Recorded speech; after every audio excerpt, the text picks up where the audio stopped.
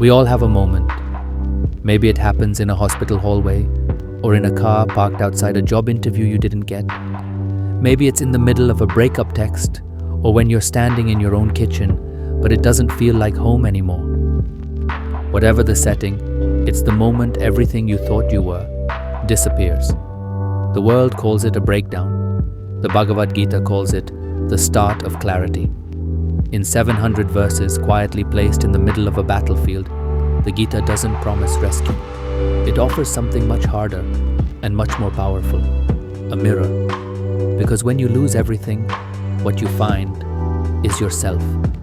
The version that was always there.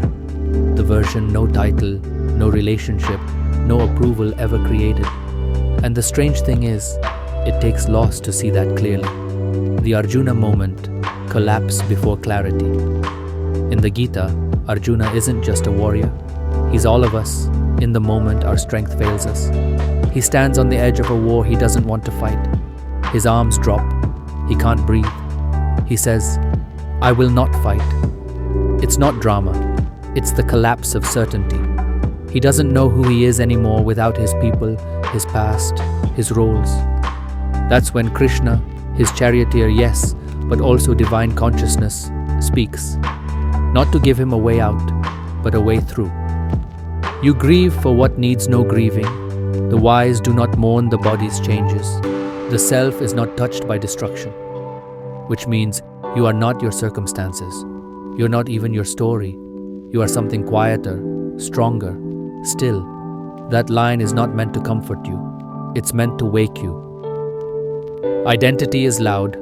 Truth is quiet. We spend most of our lives performing versions of ourselves.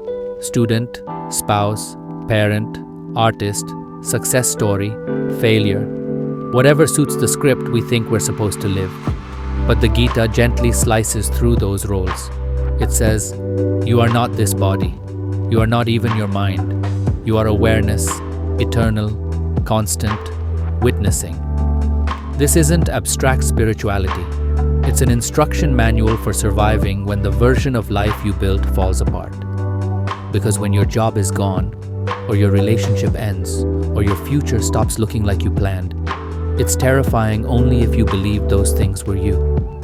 But if you begin to see them as passing events, not your core, the grief changes, it softens, it makes space. Action without attachment, a different kind of strength. The Gita doesn't say do nothing, quite the opposite. Krishna tells Arjuna to fight, but not with anger, not with ego, with clarity. Do the work, but don't cling to the result. This might be the hardest thing to live. Show up fully, care deeply, and still be willing to let go. Not because you don't value the outcome, but because you don't build your identity around it. This is not apathy, it's mastery.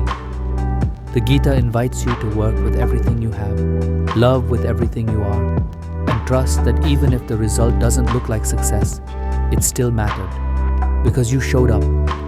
When everything falls away, you begin.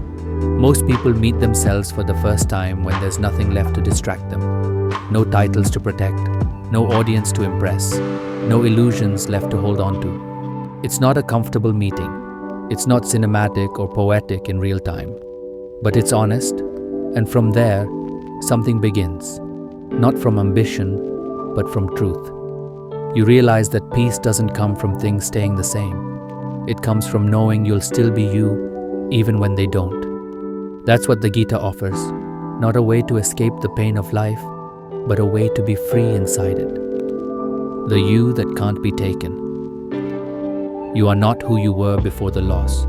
You're not the pieces that were stripped away. And maybe that's the point.